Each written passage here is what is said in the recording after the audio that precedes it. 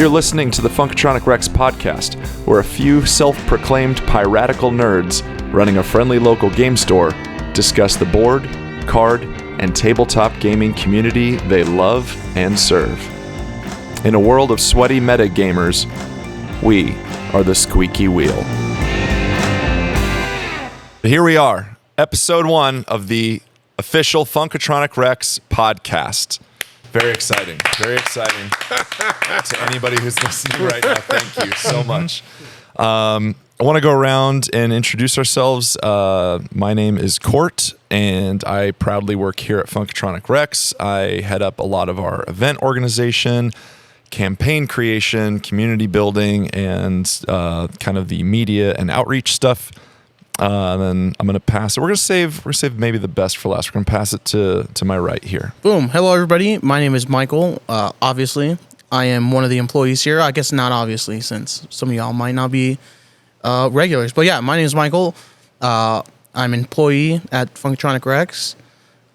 You'll see me mostly behind the counter, bringing out cells or sorting magic cards, scanning magic cards. Mm-hmm. Yeah. Cool. Who do we got here? Guest of the night. Samuel, but Sammy or Sam is fine. Sammy. I don't work here, but I'm always here. You can always find me here, hanging around, being bored or doing something else. Being bored. At a game Being store. bored. Wow, here we go. Good God, Sammy. I guess it's important to point out, Sammy, why are you on the mic today? What led you here? That's a good Why are you question. here most of the time? I was bored and I wanted a break. So I went to here and you told me about the podcast. I was like, I guess I'll be on here. Oh, man. It's funny because I know some of you have no idea who Sammy is, but Sammy is such a character here in the shop. Like he's him in his little jean shorts. Coming in with his QT cup. and just lording over people while looking in like, hey, Sammy. Like I'd come up like, Sam, check this paint job out. Like, look what I'm doing. He's like, that's pretty mid. Somebody else is like, Sammy, I just won this on turn 3. It's great. He's like, yeah, okay, well, whatever. Play your haters ball. Yeah. But it's good to have you, Sammy. First official guest, first official episode. Fantastic. Thanks for being here. And the man himself, to my left, we have... Hi, I'm Mike. Mike, what do you do? I talk too much. We will find that out. I soon throw enough. salt. Yeah. I throw a lot of salt. And I make sure the bills are paid. Mm-hmm. And that's about it. I tell people what to do so I don't have to. Mm-hmm. Mm-hmm. Translation, Mike is the owner of Funkatronic Rex, the pioneer of this place, and the Funkatronic father. Ooh. Yeah. Yeah. The Funk Father? The Funk Father. Oh! Boom. So I like it. I'll take it. Mm-hmm. So with that, this is the Funkatronic Rex podcast, and our goal is to bring the funk to you, whether you are a regular, whether you're just a gamer, or whether you just kind of want to laugh and hang out and talk about games and fun things and talk about what it's like to work at and run a game store within the niche gaming community. We are not going to be sweaty metagamers. We will talk some strategies and things at time, but we are the squeaky wheel. We are here to bring the high fidelity vibes of what it is to work at a game store. We are here to highlight and bring up the community, to shout out people, to love on others, and be thankful for the jobs that we have, which is literally just, I work in a game store, and it is the best. It is so fun. Even though there's people like Sammy who walk in and they're bored out of their... Oh, man. So we are excited to be here. First thing I want to talk about is, so what is Funkatronic Rex? Funkatronic Rex, I'm going to pass a little bit to Mike. We're going to get into the origins and how this came to be later in the episode. But Funkatronic Rex is a friendly local game store in Phoenix, Arizona. And we specialize in all the board games, card games, role-playing games, tabletop games, all that. Anything that's not a video game, essentially, we've got it here. We focus mainly on Magic, Pokemon, now Star Wars Unlimited. For tabletop, we've got Warhammer Age of Sigmar, Warhammer 40K, Battletech, D&D, a variety of LCGs, variety of board games, everything. And we love teaching people new games. We love hanging out with friends and regulars here, and we are going to try and bring that vibe to you, the listener. So thank you for being here. Awesome. So this is my shameless Patreon plug. We have set up a Patreon, and we have 2 tiers currently, and I think that's all we're going to have. Tier 1, Funkatronic $billion tier. Oh, you just spoiled. I was going to get to that second. I mean, I'm trying to retire early, bro. Just go for it. Okay, tier 1 is, it's literally called $1 billion. $1 billion. $1 billion. Billion. And That's the price tag. Yeah. So you give us $1 billion, the store is yours. There you go. There. Plain and simple. There. Okay. Done. Here's the Retirement. caveat. Patreon does not have a tier that supports anything over 15 grand. What? Yes. I know. So we'll do it in installments. Okay. Or private Swiss bank account. Okay. Whatever you want to do. But that Offshore. is a viable option. I'll talk to my money peoples. $1 billion. The regular tier is... That's not who we're shooting for, though, okay? I'm really going for $1 billion. No, $1 billion. Okay. Yep. So... Retirement, Hawaii, Zuckerberg, all of the above. You get know. at us. Yeah. But we do have another tier that is a more reasonable amount that will unlock a bunch of really fun features for you guys within all of our social media, Discord, everything. We'll give you special possible discounts. And the big thing, though, is at the end of 1 year of supporting us through Patreon, we're going to send you a Funk care package. Let's go. We're going to send you merch. We're going to send you stickers. We're going to send you high five. A high five, literal high five, signed photos of Michael and his fro in all of its glory. Oh, please. There's talk of a Men of Funk calendar. You know, some people have bad ideas, but it's okay. Any That's my chance? idea. Any chance I'm for Mr. July. This isn't Tank Girl. What do you got, Sammy? What do you got? any chance that we can get a part of Michael's foe into the package? Like a locket? Yeah. Yes, absolutely. Absolutely 100%. not. Oh, Yes. sorry, off topic, but Yeah. on topic. Uh-huh. There's a name for an inverse mohawk. I had to Google it to see, and I forgot the name. No, it's like a no-hawk? A no-hawk. A no-hawk. Okay. The reverse is Mr. T. the inverse Yeah. mohawk. Just because, don't worry, I'm going to roll that nat 20. Yeah. Nope, Eventually. not happening. Nat Nope. 20, baby. Eventually. I'm on your side. No-hawk. That's a segment that will come up, probably not in this episode, but what we like to do in the store, for those of you guys who don't know, we play a game called On a Nat 20. We have a special D20 that I kind of think Alex started this. We'll see. But we state something to somebody else on a nat 20. Michael, you have to shave your head. Boom. If it 20s, has to happen. It's law. Our friend of the store and great friend of mine, Jared, is locked into 3 different tattoos because of nat 20s. Yep. It happens. So. Doesn't Michael owe us a tattoo? Yep. Yeah. do. Oh, Sammy. And Sammy and Yep, Michael. That's a lot of tattoos. But what's great though, Sammy had the willingness. He said, "Court, you roll this on a nat 20. You can decide my next tattoo." And I nat 20. I don't know. His name. That was pretty forward.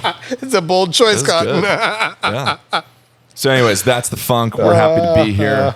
So, news and upcoming, just some things that we want to highlight, what we've got going on in store. We're always playing different games. We've got events happening every week. You guys can check out all the events on our website, funkatronicrex.com. Instagram, Funkatronic Rex store, I believe is what it is. Discord, obviously, everything. We have our final day of the Collapse of Dracodia campaign for Age of Sigmar coming up. Yup. And this is a campaign that I wrote from scratch and very, very proud of, very excited. We've been playing for 5 weeks now.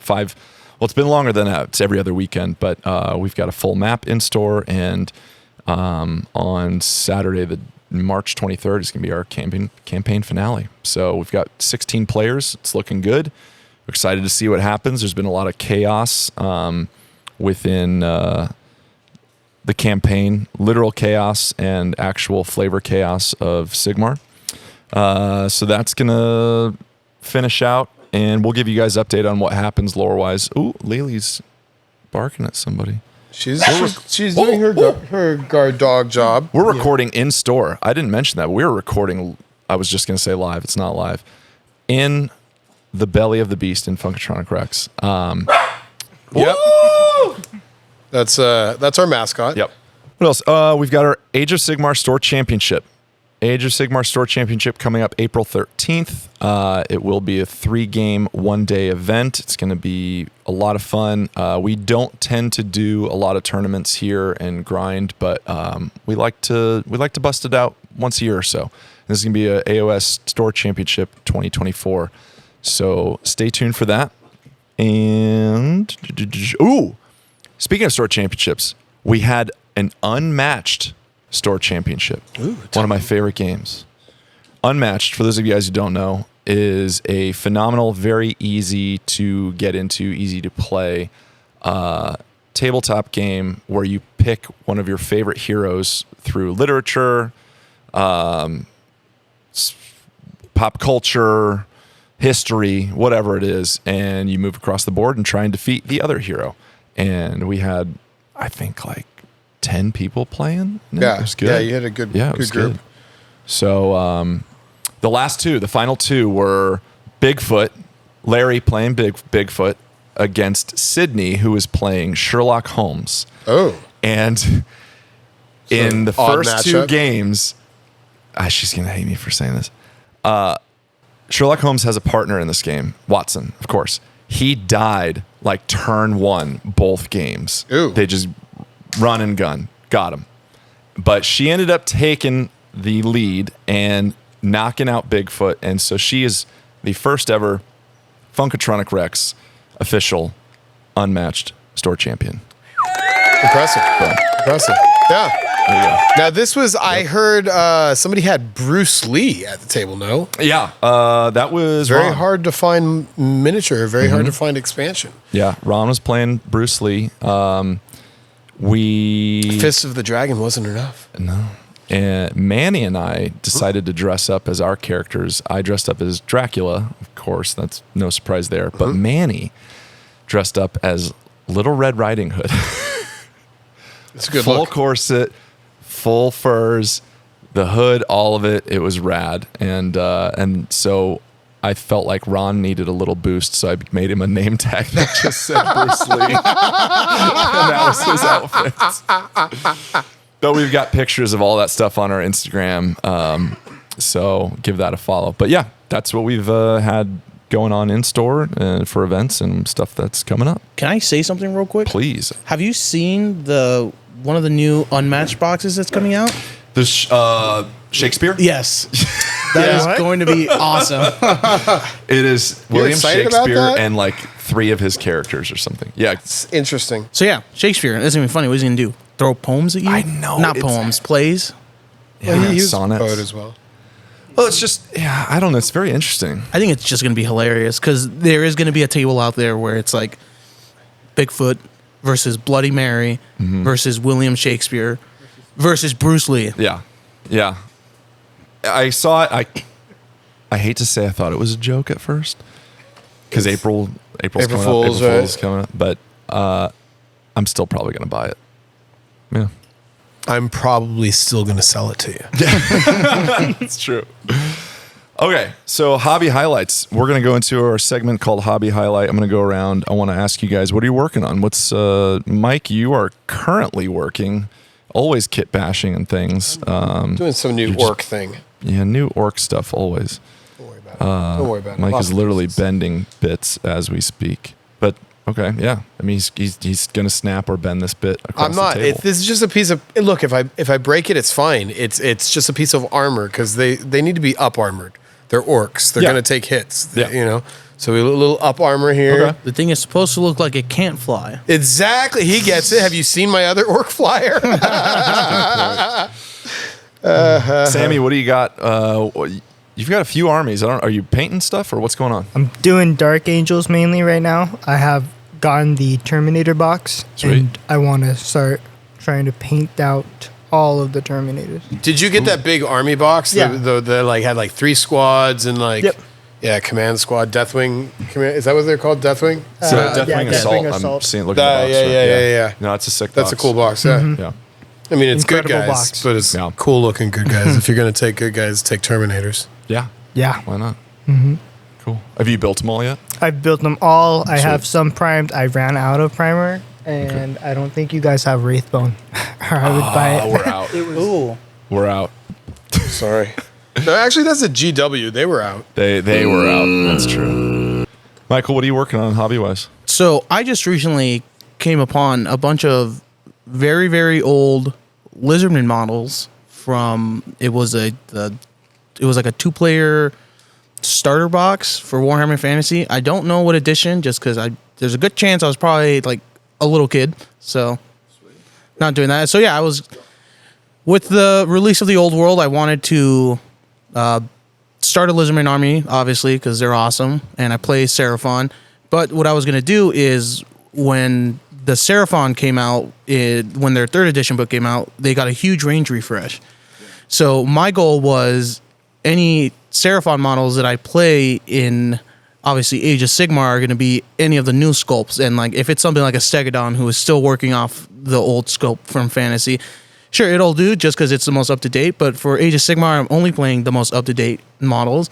And then because of that, all of my old Lizardman stuff that was phased out or got a facelift, I will be using those to start a Lizardman fantasy army, keeping the charm of the very not good-looking models that they used to be in the game. Well, that's for the Old World system, right? Yeah. All right. Yeah. It'd be a cool homage to, the game, obviously, because when fantasy was still being played, these were the models that they were using. So it'll be cool. It's kind of cool to see how a lot of the old school pewter models and old school sculpts have kind of come back just for collectors. Like they've re-released stuff, like you said, but also like I'm on Mercari and OfferUp constantly looking at things, and there's just a ton of really cool old models that people are just buying because they're collectible.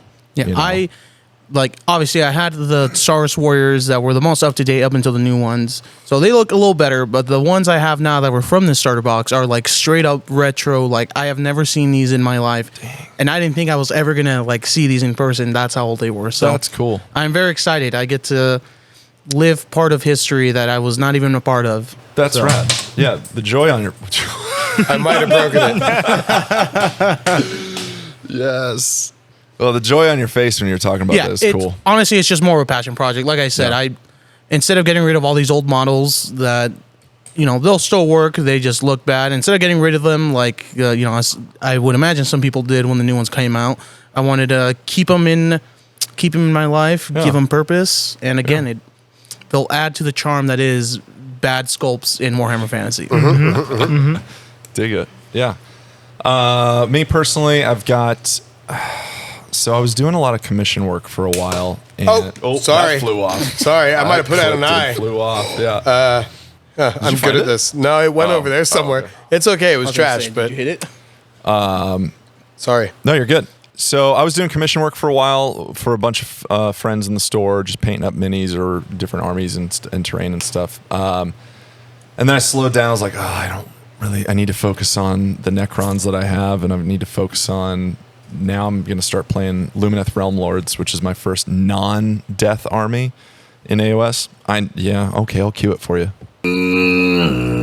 They can't all be good ideas. I want elves. I don't want the kangaroos. I don't want the bulls or the cows. I just want elves. Give me straight up Lord of the Rings style elves, and I'm going to build them and paint them that way. So I'm working on that. But so Joey, good friend of the store, good friend of mine, who's always playing AOS, plays Night Haunt, and he commissioned me a long time ago to do the rest of his Night Haunt army, which Christian started painting, and then I finished it out. Did that. That took a while, and then he commissioned me to do his Knights, which I'm still finishing the last one because I ran out of the enamel wash I was using. But a long time ago, he was like, hey, I want that All Rock the Drowner model, the Boatman from Night Hunt, which is a sick model. But GW was like constantly out of stock with it. And so I said, well, once we get it in, I'll do it. And then like 4 months passes after I stop taking commissions. I finally get this thing in, and now I have to build it and do all this when I'm not in the mood to take any more commissions. So Joey, I love you. I'm going to do this. I'm going to do it through gritted teeth, though. Mm-hmm. But it's a sick model. It is a very sick model. If you haven't seen it, it's like the Boatman, the dude, and he's All Rock the Drowner. Very cool. So got to finish that up.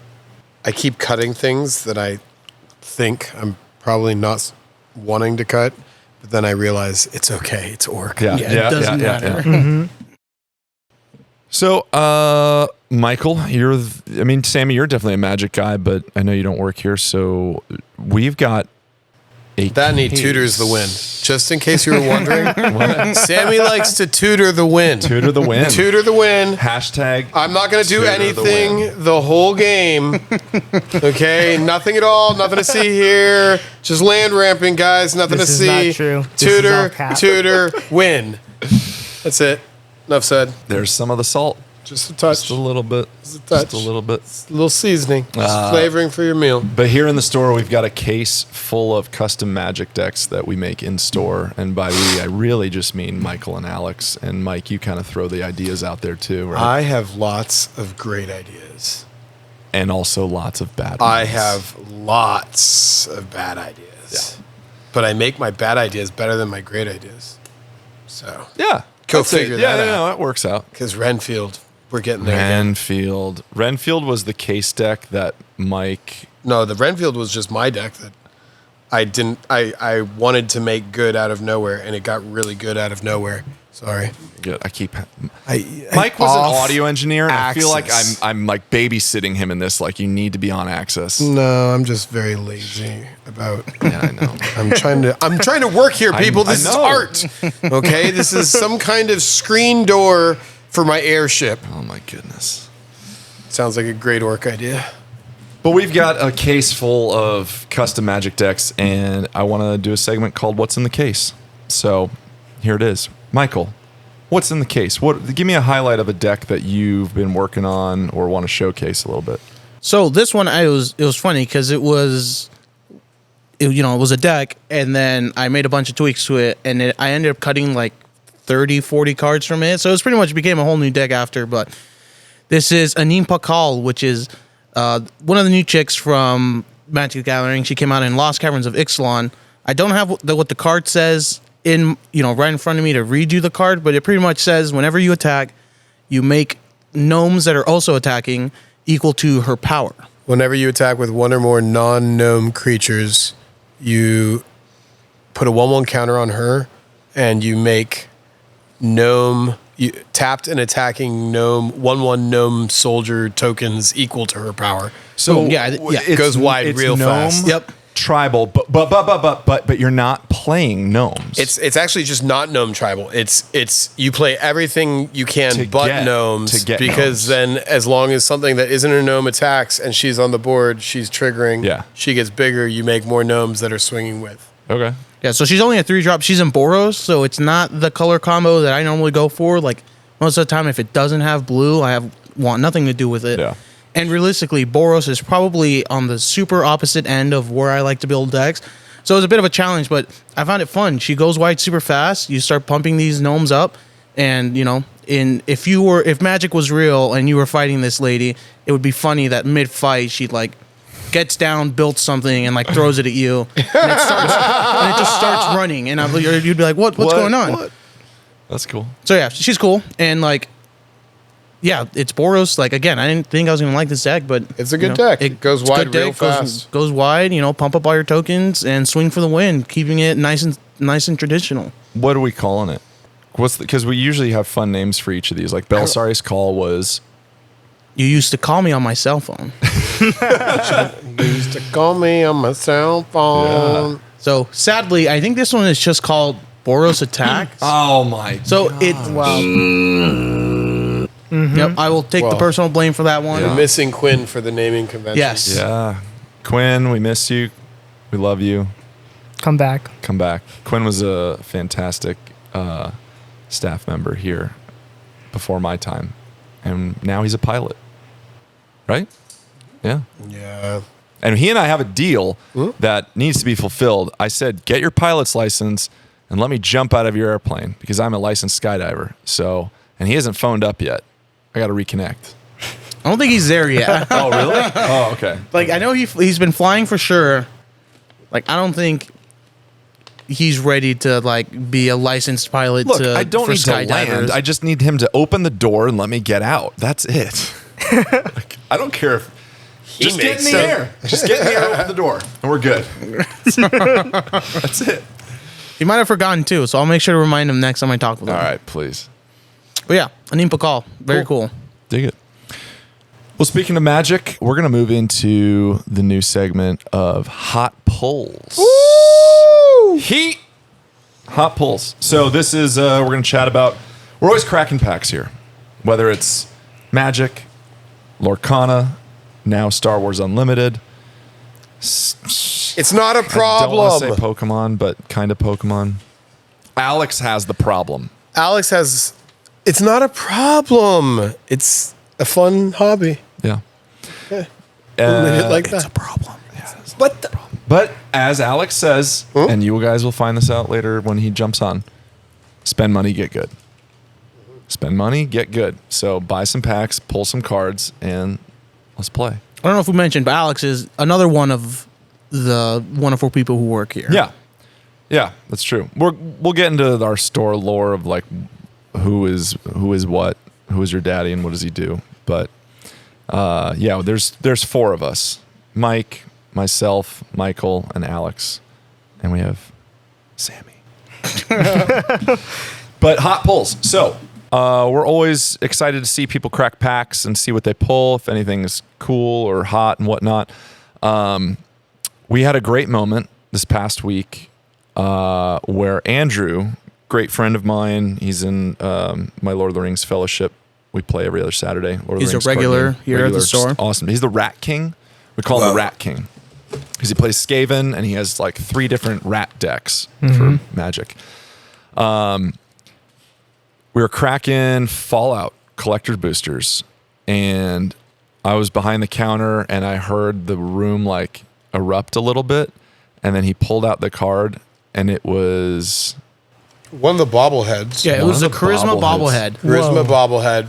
Serialized. Surge foil. Surge foil serialized. Isn't it surge foil? I don't think so. Oh, but it's serialized. Yeah, serialized. That's But- the important part. Which is already just awesome. There. That's my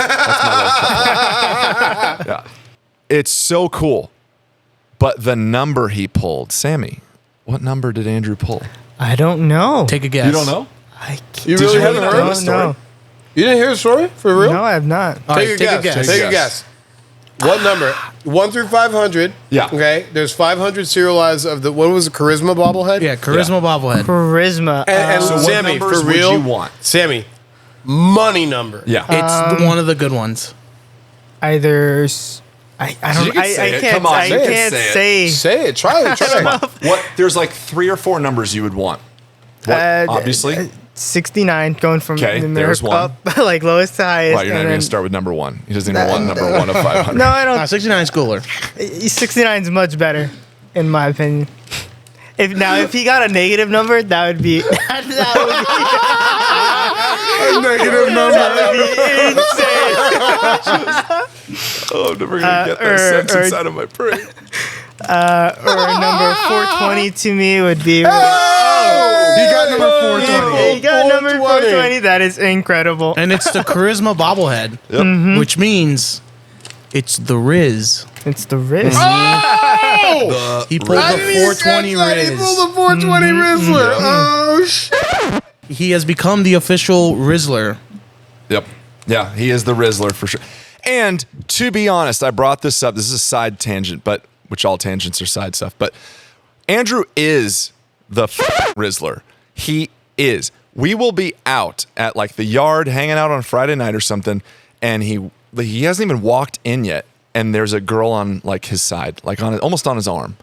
And I was like, "Oh, Andrew, like who's your friend? He's like, oh, I don't know. We just met in the parking lot. And like, the confidence of this man, and he's gotten vibed multiple times and asked out when we're out and stuff. And he just is like, he doesn't project it at all.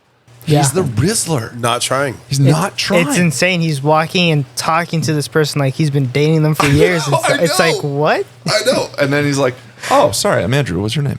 Like, oh my God. So it was truly the best bobblehead he could have gotten. Yeah. Mm-hmm. So fitting. Riz 420. Riz 420. Got it. Wow. Got it. The other one, I'm gonna hand it to Mike. I will preface a little bit. So Mike's pulling Lorcana. Wait. Let me preface. Let me preface. I'm a grown man, so I'm not playing a Disney game because I'm playing a Disney game. I'm a grown man. I've got an 8-year-old. She's learning to read, and she's playing the Disney game with me. It's a fun time. We start playing Lorcana, and in the first set, my daughter pulled the money Elsa. The day she pulled it, it was a $1,000 card. We should have sold it right then. Yeah. But still, she pulled the money card of the set, the hardest card to find. Hells yeah. Instantly into a sleeve, into a hard case, into the safe. Not doing anything with that. That's Mina's card. But then, like, nobody else is really playing this game, and a couple more of these enchanted cards come our way. Cool, we got a couple of them now. All right. A couple sets come out, a couple more of these enchanted cards come my way. Here we are, we're on the third set, and it's like a week and a half ago, I pulled Money Jafar. I pulled the Enchanted Jafar. That was a big hit. Hells yeah. All right, because on the last set, I had pulled another Enchanted, but it was like, it was just a lesser one, right? Mm-hmm. I pulled the Money one from this set. That's great. And then we get into a game. I'm playing with 2 customers of ours, and a ruling comes up about a card where I'm looking at the card and I'm like, that I would think it would play this way. Because if not, that card would be really broken. And I heard this story from the other players, by the way. I mean, sure. I'm a salty dude. Funny. I was not being salty in the moment. I was just being like, that just seems like it would be really powerful for a 2-drop. It's a 2-drop card that's inkable, which will make sense if you know Lorcana. So it's very playable. It's easy to get out. It says pay 1, exert it, and name a card. Look at the top card of your deck. Reveal the top card of your deck. If it's the named card, put it in your hand. Okay, well, in Lorcana, every card has a name and then I guess a subtitle. It'll be like Mickey Mouse, Steamboat Willie, or it'll be like Mickey Mouse, Evasive Radness. I don't know. Ariel. Greatest Ariel Disney singer, ever. Ariel without legs. Different iterations, different iterations of the same character, but with different subtitles, if you will. So this card says, pay 1, exert it, name a card. Yeah. Logically, to me, having played a lot of Magic, played other card games along the way, it feels broken if you can just say Mickey Mouse, and there's a Mickey Mouse in every color. Mm-hmm. So it's a purple card that could play with anything. Say Mickey Mouse, and like, oh, I've got 15 different Mickeys in the deck, and the four of each. So my whole deck is just Mickey Mouse. So you're top decking for 1, you're just drawing a card. I'm like, that seems broken. Michael overhears the conversation, looks it up, and sure enough, the ruling is that broken way where, like, yeah, if you name Mickey Mouse is in purple, the card is in purple, and magic brooms are in purple. And cool, between 2 cards and this third card, you could, for 1, draw the majority of your deck because there's already 6 different brooms and at least 2 different Mickeys in those colors. Mm-hmm. All right, well, it seems broken, but whatever, that's the decision. That happens. 2 days later, I'm talking about this with Court and Alex, our other employee. We're talking, and I'm just like, yeah, it seems really broken, and it seems like a bad decision, which to me bodes poorly for the game. But, it is what it is. I'm going to start hoarding these cards because that seems like it's underused right now, but it'll climb in value. Not 5 minutes later, somebody had just made me crack a box of Lorcana for 5 packs. They took their 5 packs, whatever. I'm bored. I'm like, you know what? I'm going to kill the rest of this box. 5 minutes later, I'm like 2, maybe 3 packs deep. Yeah. And I pull the enchanted version of the sorcerer's hat, like the one we were just talking about. I'm like, well, cool. I guess that one just goes right back into the safe too. That was our hot pull for the week. It was good though, because like the salt that you had for that card made it appear. Kinda. It was like, here I am. Yeah. I manifested that one. Yeah. But I still think it's a broken nonsense card. It is. Especially, well, because I don't know if you'd met, but Manny was talking about if you had 2 of them. If you have 2 of them, you instantly draw. You can draw any card for 2. Yeah. You're drawing your top for 2, which that doesn't seem that broken to me. First, you have to have the 2 cards out. Second, you have to they have to be in your deck in the first place. You have to have them in hand. You have to play them, and then you have to have the ink to pay for them. Sure. So there's a lot of hoops to jump through. 2 in Magic terms, paying 2 to draw a card would be good, but wouldn't be broken. No, it's not. No. It's good. Right? Yeah. There's like Temple Bell lets you draw. Everybody draws for just tapping it. So it's not to me, that's not a broken mechanic. It's more that second part of Naming. the naming thing. Yeah. Because and then wasn't it you that said the designer meant it that way? Yeah. So Well, it's got to be because it's for kids. Yeah. No kid is going to be like, this is Chernabog, the Lord of Darkness versus Chernabog of Fantasia. I mean, I guess, but you said, what did the designer say? yeah, so I think it was designer. I was surfing through the internet, and there was I think it was the Lorcana Discord that they have. I think it was a designer. It might not have been one of the people who obviously works on these rules. Says that this card is intended to be used in the future. You can have a deck of 56 different Mickeys and 4 of these sorcerer's hats, and it's just meant to draw you any Mickey Mouse because your whole deck is going to be Mickey Mouse. Pay 1 Mickey, pay 1 Mickey, pay 1 Mickey, and you just keep top decking. Yeah. And there's already things in the game that let you untap or ready up your items. Yeah. So cool. We're 3 sets deep. There's already a couple infinite combos or just pretty broken combos to where, all right, 2 more cards, 1 more card, and this will be some other exploitable nonsense. Even just 2 more Mickeys in your colors, and bam, that's 8 more. That's 8 more cards that you can name. Oh, Mickey Mouse. Oh, boom! Look, Mickey Mouse. I get to draw a card. 4 purple magic brooms or 3 purple magic brooms in this set.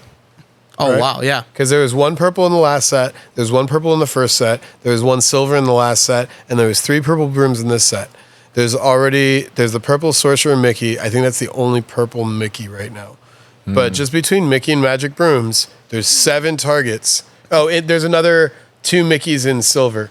No, 3 Mickeys in silver. Oh, wow. So between silver and purple, you can already go 3. You can go 9 cards deep on that. Yeah. Just Mickey or magic brooms, and pay 1. Oh, Mickey. Oh, sorry, it's a magic broom this time. Pay 1 on the second one. Oh, now magic broom. It's in your hand. Yeah. So I don't know. We'll see what happens with that. Sammy, do you have any desire to try Lorcana?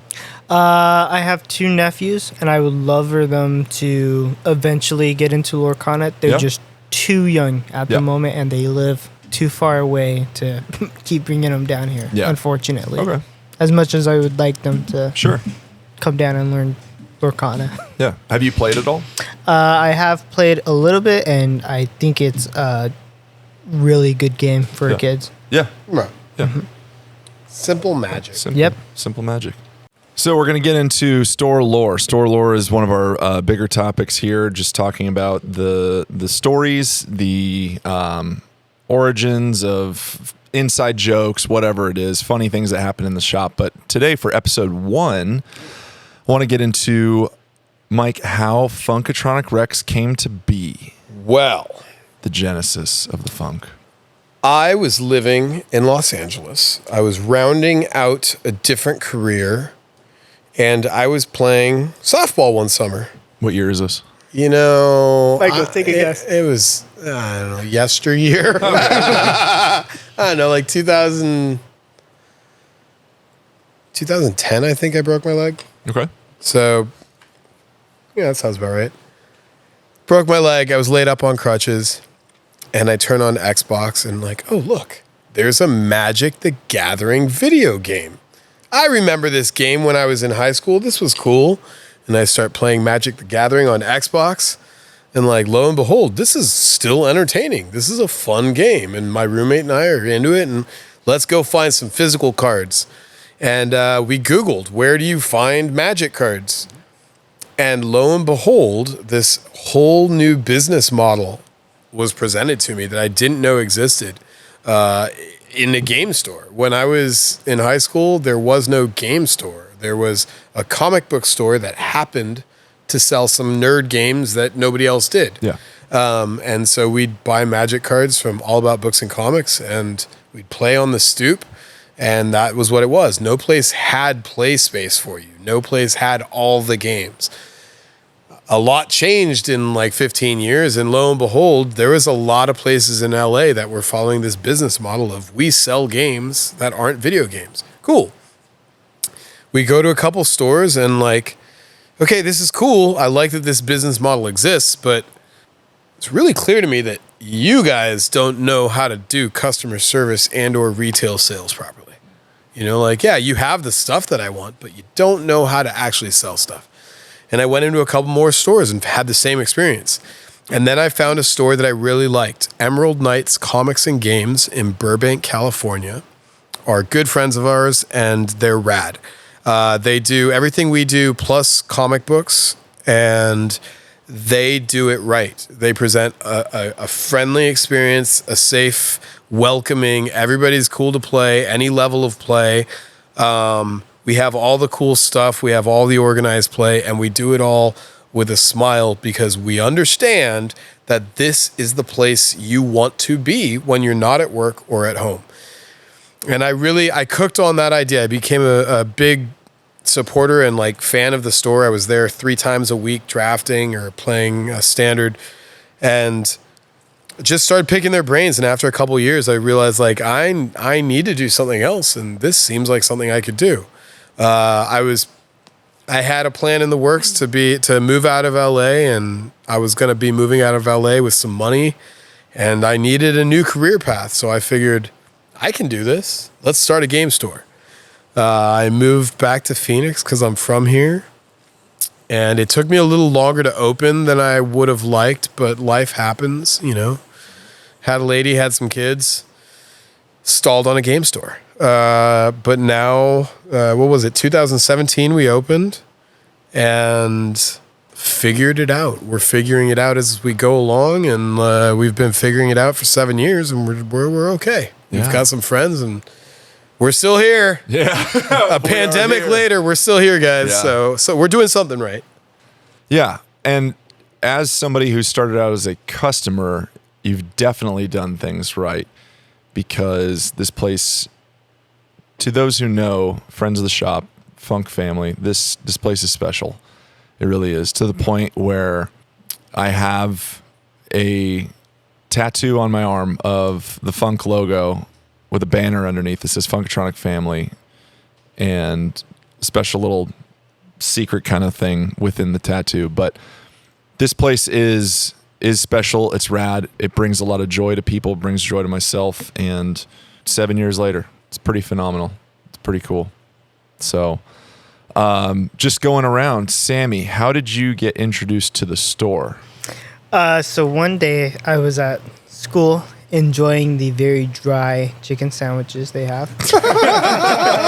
And I was into Pokemon and collecting some of the cards. I didn't really play, but I was interested if Michael had happened to hear about it. And I asked him, Michael, have you ever heard of Magic, or not Magic, but Pokemon and whatnot? And he was like, no, I hate Pokemon. I want to play, I love Magic and whatnot. I was like you're a magician? And he's like, no. It's a game. It's a card game. I was like, I would love to check it out. And the first day I came in, and that was kind of just the beginning of the end for my wallet, because I got hooked onto Magic the Gathering. How old were you? I was 16, roughly, which is insane to think about. Yeah, we were what, sophomores? Yeah. Wow. Sophomores or juniors? It was either sophomore or junior. And I think it was sophomores, because like we became like best friends pretty much right after we met. Mm-hmm. So Michael, you shanghaied him into Magic, but how did you know about Funk? And we'll get into the Magic part, because that's going to be our main topic. But how did you get into Funk? How did you bring him in here? So my introduction was, I think I was actually just thinking about this. I started playing Magic. It had to have been 2015, and like since I discovered it, like it became like a big part of my life. Like I would eat, sleep, breathe Magic. Every time I was like not doing schoolwork or whatnot, I was like, oh, let me build a new deck. Let me get new cards. So That's why he failed calculus. So I'd gotten super connected with Magic, and then there was a store down in Tolleson, still here in Arizona, that by Tolleson. It's not in Tolleson, but I was going there once a week to pick up cards and whatnot. And then we had to move. We moved back into Phoenix, and so I was, heartbroken. So I was like, oh no, I left the one place where I could actually find, games and whatnot, play Magic. So once we had I think it was the day we finally moved all our stuff into the new house we were staying at. It was my best friend at the time was over, and I was like, hold on, let me look up. And I pulled out Google on my phone, card store near me, and then looking, I was like, oh, this place, Funkatronic Rex? Dude, I live like 5 minutes down the road from this. And so I got one of my family members, I think I got my dad to drop me and him off, and yeah, came in. This was July of 2017, so it was a couple months after we opened. I'm like, oh my God, it's a Magic store. I remember there was the singles in the case, and we were looking at it, and we're like, dude, this is awesome. Jonesy was behind the counter, and I was like, oh, cool, Jonesy. And I was like, dude, this place is awesome. And then, yeah, little by little, I started coming here weekly. I remember for a while we did like standard Wednesdays. So I'd like get home from school, I'd hang out for a little bit, and I'd get dressed, and it's a 5-minute drive, but it's like a 20-minute walk. I would walk here like 3-4 times a week, just, hang out and whatnot. So, yeah. And then at what point did it become professional for you in the sense that you became staff? So I don't even quite remember how I met Mike.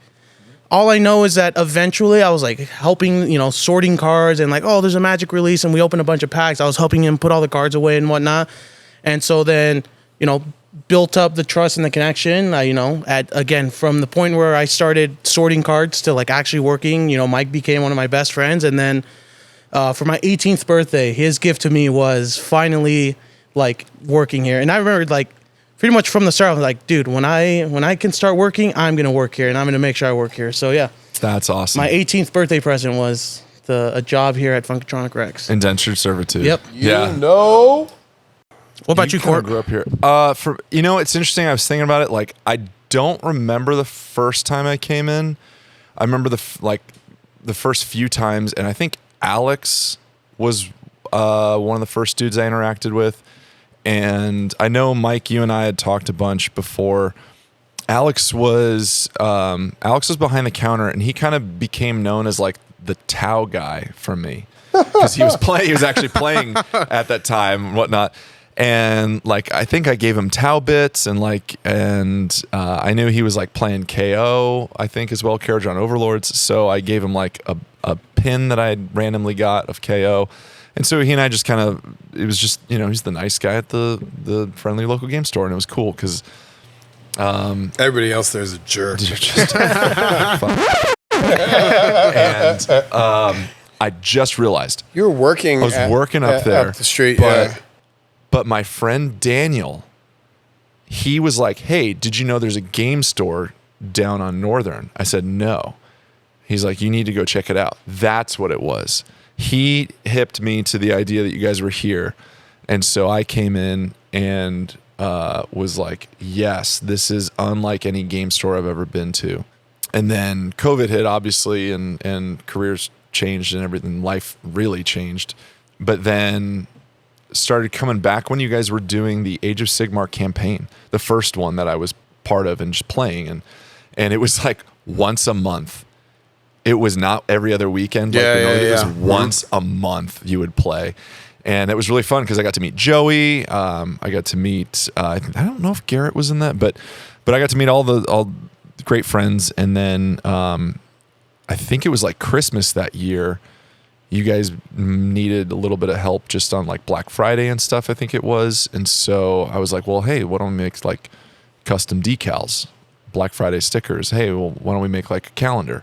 And so I just started like helping out a little bit. And then at some point I was like, I really want to work here, and I really want to try and get this place to I don't know. I don't want to say improve it because it was amazing, but like improve it, I guess, and just do what I can, bring what I can to it. So I left a job that was earning me twice as much to come here. That makes me twice as happy. Like 100%. Easy. Love it. Sammy's just crying for the cheese. The cheese is there, baby. The cheese is there. Yeah, but Sammy's work history isn't long enough to realize like the difference between a good paycheck and not hating going home at the end of the like. Yeah. You got paid well, like decently for a first job at your last one, right? Yeah. And you're in your second place, right? 10 times better. 10 times better, Yeah. both Makes on me a lot pay, happier. and it makes you happier, right? Mm-hmm. Wait till you work a couple more suck jobs and like. Yeah. Would you have continued working in the first one had it paid you more than your second job right now? Probably not. Just too much complications. Right? Just too much external BS. Yeah. That's one of the big perks here is. I look forward to being here every day. And I come here on my days off too. Like it's just, you guys know, it's great. I can keep going on about it, but the Funk is a special place. It's great, and we're so thankful for the people that we have here in the community, and we hope that we gain some more friends and family that, some listeners out of this. So stop by if you're in Phoenix, check us out. The last thing we're going to do is our main topic here. The main topic is going to be not only the origins of what we talked about with Funk, but our individual nerd origin story. How you got into gaming, how you got into this kind of like cool sci-fi fantasy vibe that we all know and love and things, and whatever it was that kind of started you into nerddom, if you can remember. I'll kick off. We'll go backwards here. I've never been a video game guy. There are very few video games that I play, but I remember seeing Hero Quest, the board game. It's an old school, I think GW was part of it, but It was, and we used our old sign. Yeah. The background of that sign is a Hero Quest board. Oh no! Yeah. Oh my gosh, it is! Yeah. Yeah. I've never noticed that. Holy shit! Wow. Oh my gosh! Yeah. So Hero Quest. I was in my second year of first grade. Yep, you heard that right. How the hell did you fail first grade? I mean, we're friends, so I can be real. How the hell did you fail I think first grade? There's two theories. One, my birthday's in July, so it was in that weird like, ooh, do we send you forward? Do we hold you back? Two, I hadn't gotten glasses yet. I wear contacts now, but I probably couldn't see the board. And so I was just making shit up. As it goes. So that's probably it. What's 2 + 2? Yes, red. Well, if they're concur. audibly asking me the question, I probably know it. But if they're like, can you solve this problem on the board? And be like, George Washington. Court, this is math. Okay. Painter. I saw Hero Quest, the board game, at like my elementary school's like book fair. Bought it, set it up, loved it, emotionally drooled all over this game. It's high fantasy, it's classic, it's like D&D for like 10-year-olds essentially. And I would like play with the figures. I never actually played it, and it really just shot me into like this, ooh, this is like fantasy realm, this is cool. Fast forward to high school, and I had a really good core group of friends, and my Young Life leader at the time, who's a good friend of mine, busted out Talisman. Ooh, great game. Yeah.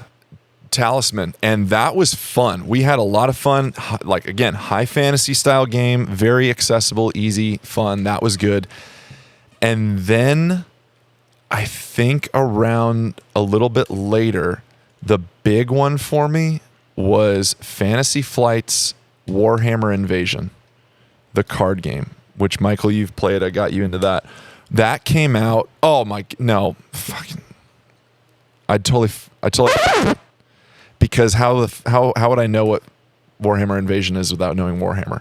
Sophomore year of high school, I know this is going crazy. Sophomore year of high school, my Young Life leader Grant got us all Christmas presents. I'm sorry, I really wanted to say hi. He got us all. No, he got us all. The best way you can get somebody into a game is you either buy them part of the game, or a gift certificate. So he bought us GW gift certificates for Arizona Mills here, and we went in, and what the hell am I going to do with a gift certificate but besides buy into this game? And he showed us what it was, and I bought my first box of Space Wolf Grey Hunters for Warhammer 40K. Took them home, loved it, was into it, didn't know what the hell I was doing, how this game was played. I didn't care. I wanted to play it. It seemed cool. Did that for high school, and then Warhammer Invasion, the card game, came out, and that was kind of like my intro to the card games realm and whatnot. But 40K happened when I was a sophomore, and I never looked back. And now 20 years later, holy shit, I don't like that. I don't like that math. But 20 years later, here I am working at a game store, fronting all the games that I've played for years and love. So that was kind of that was it for me. Michael. Boom. So my journey into the hobby started with, again, Magic the Gathering. How I discovered Magic, one day I was hanging out with my cousin and my aunt. They're like, oh, we're going to go to, it had to be either be Target or Walmart. I think it was Walmart. Mm-hmm.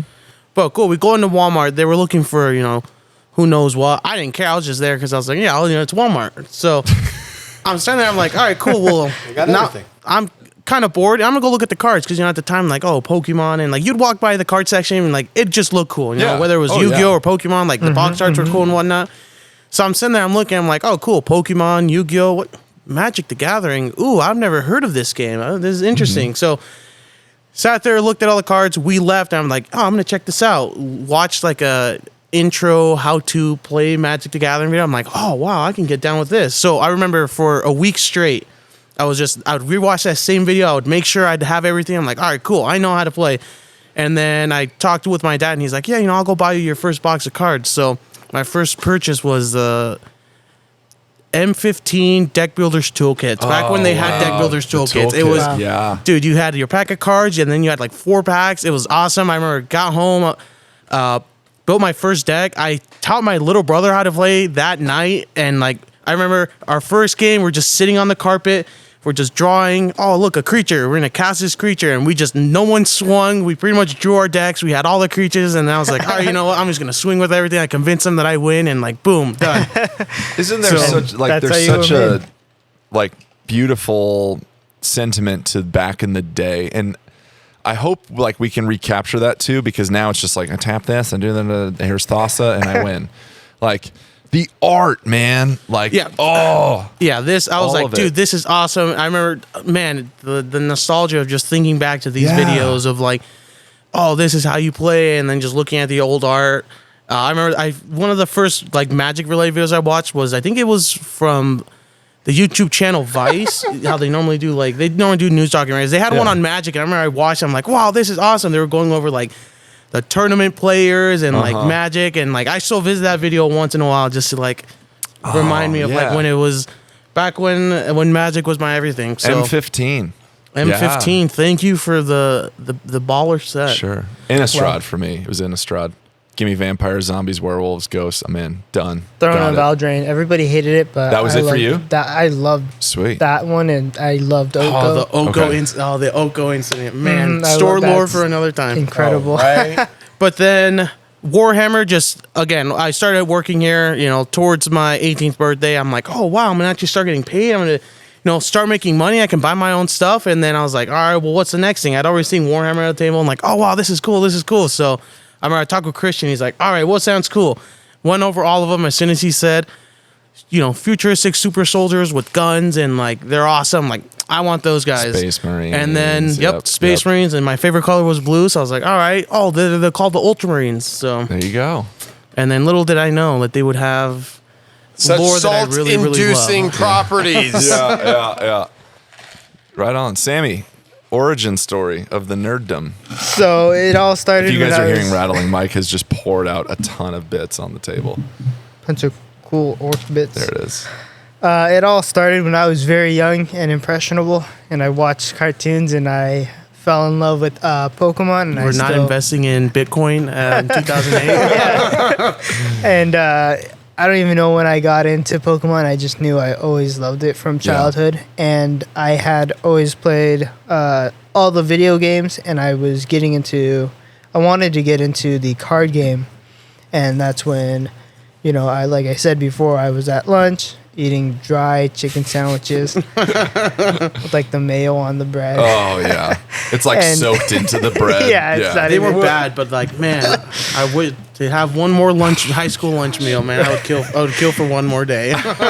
And I was trying to get Michael to, join me in Pokemon collecting, and he was like, "Nah, Magic is better, and let me show you." And I was like, "Cool, we'll go down there." And I went down to Funk, and Michael goes, "This is Mike.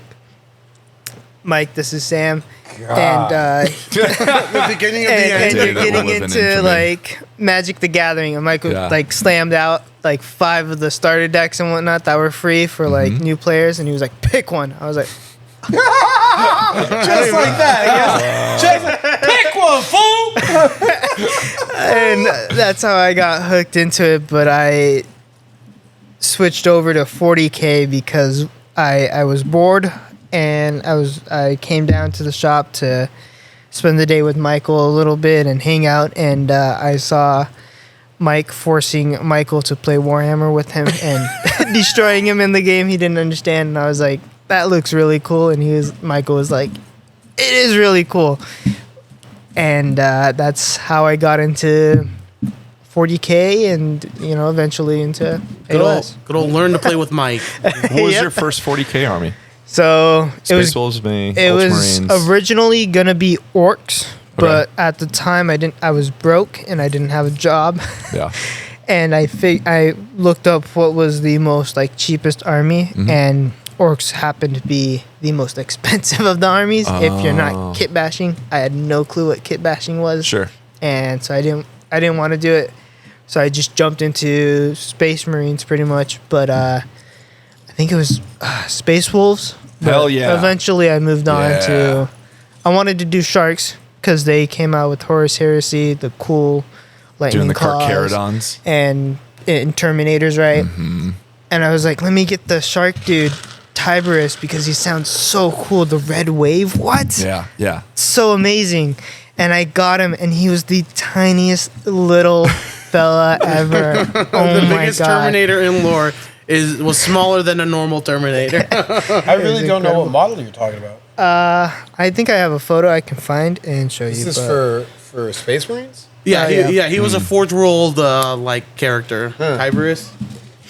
Well, what's funny is I think like so I introduced Sammy to 40K, and I think I got him like the Orcs Combat Patrol, and then we took a gap from 40K because we started learning Age of Sigmar. And I remember I traded pretty much all the cards I had that were worth money. I got me and Sammy I got the Seraphon start collecting. I got Sammy the Flesh Eater Court start collecting. Oh. I remember we built all our stuff. The first game we played was in like on my living room floor on Yeah. like the dusty carpet, and we're like, "Oh, this is awesome!" And we were playing, and like, yeah, See, that stuff I love, like, because I remember playing on my friend's like kitchen table. We put books as like terrain. yep.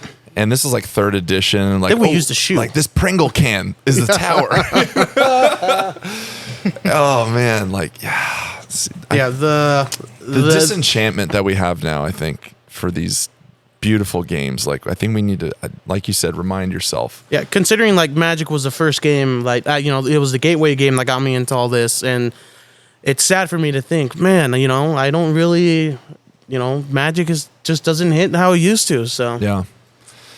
Well, and product fatigue, obviously. But yeah, Mike, what about you? Or Nerd Origin? Get Modaka. No. I'm an only child, and that equals growing up amusing yourself. And when you grow up amusing yourself in the 80s, that equals a lot of TV time. And eventually you get sick of watching a lot of TV. And I lived up the street, like I lived on 19th Ave, and the Hobby Bench has been there on 19th Yeah. Ave forever. And so I'd go into Hobby Bench just looking, like I was doing modeling, boats and planes, all the World War II nonsense. Yeah. I was like, all right, this is cool because I like modeling, but this doesn't do anything. And then they started, that was the first place, Hobby Bench on 19th was the first place I could find Warhammer minis. And I started buying minis not knowing anything about the game. Just like, these guys look sweet. Yeah. These are cool. And then I walked into All About Books and Comics, and they had some games. And before I even started playing Magic, they had a board game by Leading Edge Games. It was the Aliens board game. Like the Aliens board game of the movie. It came out in like 1986. And it was the first game I had ever played that was solo. Like, you could play a solo game. I played the fuck out of that game, man. I loved the Aliens board game to no end. I still have my OG copy. Like, I will never get rid of it. That game's rad. And luckily, the one that came out, I don't know who is it, Catalyst Games or whoever put out the Aliens One Day in the Core that came out like Glorious Day in the Core 2-3 years ago. Yeah. That game is a really faithful recreation. Yet it's learned from other board games. Like, it does things cleaner and better. I never need to play my old Aliens game again because this new one does it better. Yeah. But it's effectively the same game with just like retuned mechanics and whatnot. That game is still like a love affair in my heart. I got to play one of my favorite movies as a kid, and you could replay it over and over, and it was different every time, and Vasquez dies half the time, and sometimes Drake actually makes it, and it was amazing. I loved playing the crap out of that game. And I think that was the first, not Parker Brothers, Milton Bradley game that I really played. Yeah. That was the beginning. Like, from there, it was just like, Aliens anything. Dark Horse Comics. Aliens. Dark Horse Comics. Terminator, whatever. I lived in a comic book store for like 3 years. Just like, I'm here all the time after school. Magic came out in 93. I was a freshman in high school. I was at the comic book store every day. I mean, Natural progression. 30 years later, oh, look, Math. I own a nerd store. Yeah. There we go. See, core 30, not 20. You know, you over here like, 20, oh my God. I feel better now. Yeah. Connecting the dots, yeah. Sorry, but I broke my leg, discovered that this was a business model, had already been doing nerding, yeah. Yeah.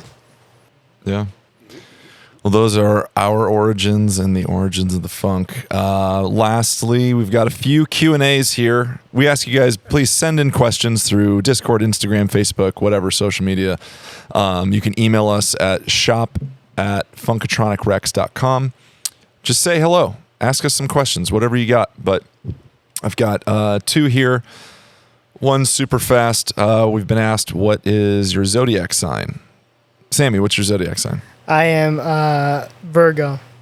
Are you sure about that? Yeah. Okay. You sounded unsure. I was thinking about it. I was like, okay. Good. if that's the, I was about to say virgin. I was like, wait a minute. Just a weird autocorrect mentally.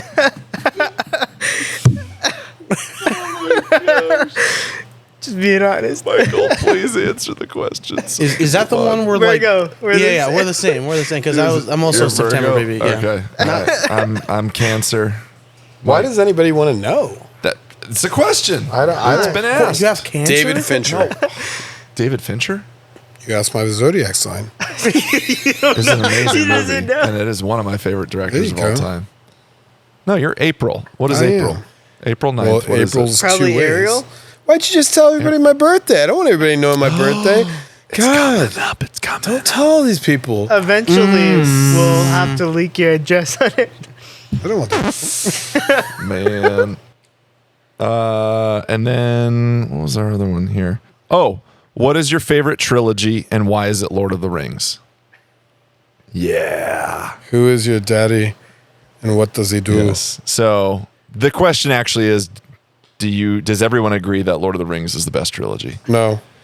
I'm going to go with Star Wars. Oh my gosh. No, just because Okay. there's a Thanks lot for of listening. Ending. there's a lot of better stuff out there. Am I the only one at this table? I'm not saying it's trash. I'm just saying I feel like there's better trilogies out there. I think it's Star Wars. At least that's mine. Keeping it like it's nerd related. I think they have a better show than I disagree with that one as well. Because Star Wars to me isn't a trilogy. Like Yeah, Star Wars it's is not. the epic of Darth Vader. It's 6 episodes.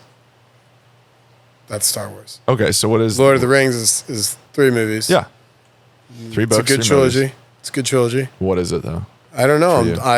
I got to think of something because I'm trying to think too, man. I'm not enamored with Lord of the Rings that way. I just watched, in fact, I just watched the entire trilogy over the last 2 days again. So like, Good. I appreciate it and I love Lord of the Rings. Extended? No, because you can't do all that in a timely manner, okay? I left the extended version for the dog. Oh god. Oh, well, if Leely's down. She if was Leely's watching. Down with extended, that's She was fine. watching. See, I'm so scared to answer this right now because you and Mike would just bash me. look, there's nothing you can say that's going to be the right answer. Nothing. Okay? Sammy, what do you got? What do you got? You're better off picking 3 disconnected movies, The okay? greatest trilogy, according to Sammy, is Shrek. I mean, I might opinion, give it's a trilogy. some of that to you. My trouble. No.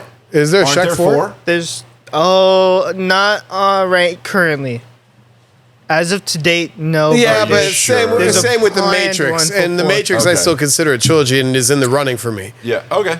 The first 3 are great. What about Die Hard 2? Oh, see, now you're talking. I just There's thought a about that. fucking phenomenal trilogy. It's not a trilogy. Die Hard's not a trilogy. It has 3 movies. It's No. got 5 movies. There's 5 movies. Okay, but There's 3 that matter. I could say the same about Aliens. I disagree. Why? All of the Aliens movies They're are all valid. connected, all aren't of them they? are valid. Alien Except- Resurrection? Is valid, it's just bad. Yeah. It's just bad. The first 3 are much better. Yes. The Resurrection is still valid. so wait, how is Star Wars not kind of like Die Hard, where like it only like the episode 4, 5, and 6 really matter? I don't feel like No, because Because 4, Die 5, Hard and is 6 don't individual. tell. 4, 5, and 6 don't tell the whole character arc. Star Wars is a story of Darth Vader. His character arc starts in episode 1, ends in episode 6. 7, 8, 9, bullshit. Absolute bullshit. All right. Yeah. Die Hard's individual. Die With the Hard's individual, connection but the of first 3, Hans 1 and and 3, what's his 1 name? and 3, Yeah. 1 and 3. But see, 2 I don't consider part of an amazing trilogy. Oh, it's a cash grab. Yeah, 1 and 3 are great. Yeah. 3 is the best. 4 and 5 are like, more cash grab. Yep. Hot takes, baby. There we go. Well, I'm thankful to be here. I'm thankful for each of you guys. 100%. You guys are family to me, each of you. And I want to thank anybody that's listening to this for spending your time with us. Thank you guys. Thank you for all the Funkatronic family, friends, and all that come in, support the shop. And to those of you who've not been here yet, please come down, take a trek. Like, let's hang out. If you're in the area, please come check us out. But in closing, we want to say thank you very much. Michael, do you have anything? Thank you very much. Thank you very much. And I never want to dance again. Guilty feet have got no rhythm. And it's easy to pretend that I am not a fool.